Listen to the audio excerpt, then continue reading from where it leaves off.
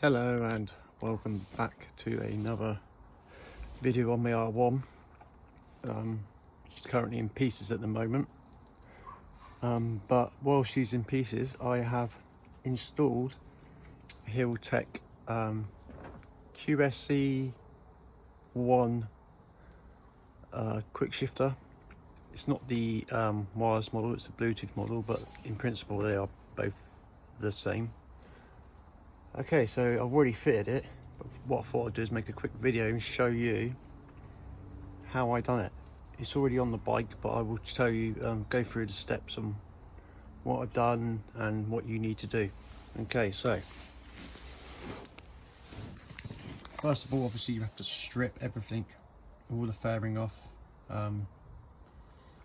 You don't have to take the radiator off, but I've had to replace a manifold gaskets, so I've had to do a lot of work, take everything off, took the front wheel off, the radiator. What you need to do is, once you've removed the fairings, you need to get in there. You can undo the top two radiator bolts and the middle one here, and you can push the radiator out of the way, just like changing your spark plugs. So what we have, okay, you'll notice that when you unpack your Healtech quick shifter, it will come with 1, 2, 3, is it 4? Hang on a minute. So 1, 2, 3 plugs. I can't remember. Yeah, comes with, sorry, 2 plugs per cylinder, so per 2 plugs, so it's 2, 4, 6, yeah, it comes with 8 plugs. Now on the harness, you'll notice on the one of them that it comes with is the 2 plugs with red and white wires on, and they have red dots on the plugs. Now that's nothing to worry about, that's only if you are running a 3-cylinder bike, and you don't have to plug it in. You just basically plug the 2 red plugs together. That's only for a 3-cylinder bike. Okay, so what I've done is I started on cylinder 1. All you do is you unplug from the coil pack the ignition lead. You then get the Healtech plugs on the harness, so you've got black and green wires. You plug the male part of the harness into your coil pack lead, like so. You then get your female part of the Healtech harness and plug that straight into your coil pack. Put it in, make sure it's in, done. And you repeat the process for cylinder 3, cylinder 2, and cylinder 1. Cylinder 1 is the one that I put the red dots on, just out the way, out on cylinder, sorry, cylinder 4. Doesn't matter which way around you do it, but I've kept it tidy, so I've gone for, so all you do is you unplug your, so this was the ignition lead. You unplug your ignition lead,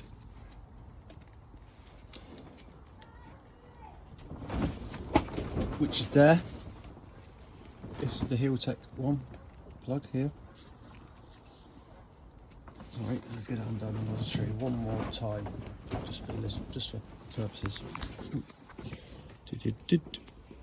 Yeah, so okay, ignition lead, blue plug, black wire on the harness into the blue plug. Then you have your female part of the harness into the male part of the coil pack. Done.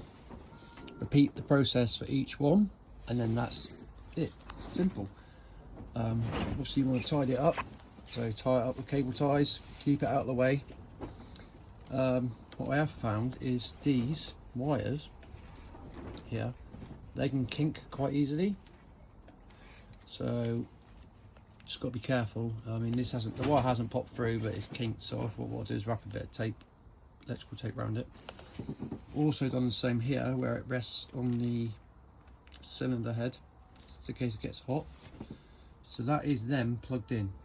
Then what you want to do is you need to feed the harness all the way back through.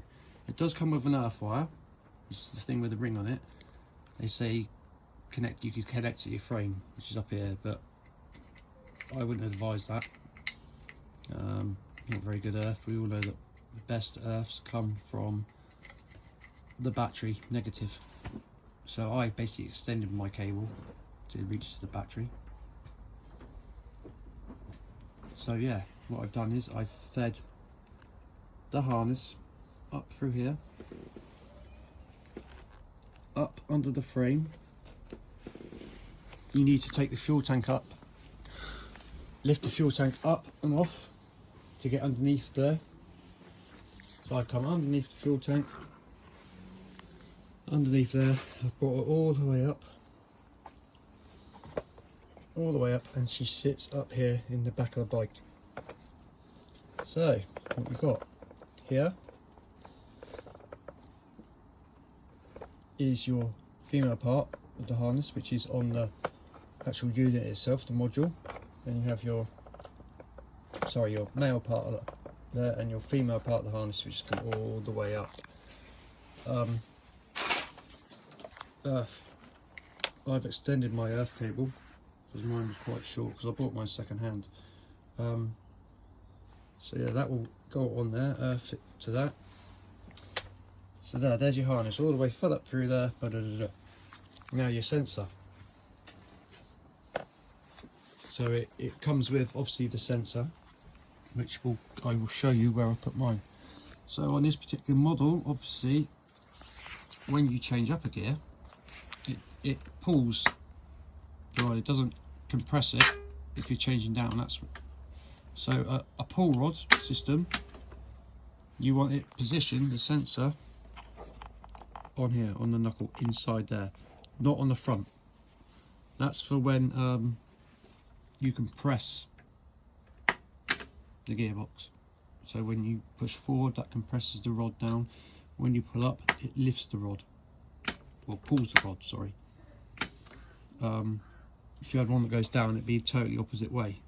And obviously when you pull up, it will work opposite way. But yeah, on the R1 model, you put it on here. Now the sensor comes with a long nut, a long bolt, 2 washers and a shoulder. Now the shoulder is in case you have got obviously something bigger, and not the hole, you put the shoulder in and the bolt through, but you don't need it on this. So when you get your nut from the bolt from the kit, you put a washer on it, then your sensor, then your washer, and you tighten it through.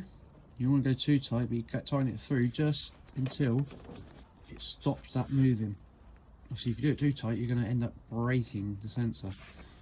Now you obviously don't want anything touching the sensor either, so I brought the wire down, cable tied it to this, it goes back up.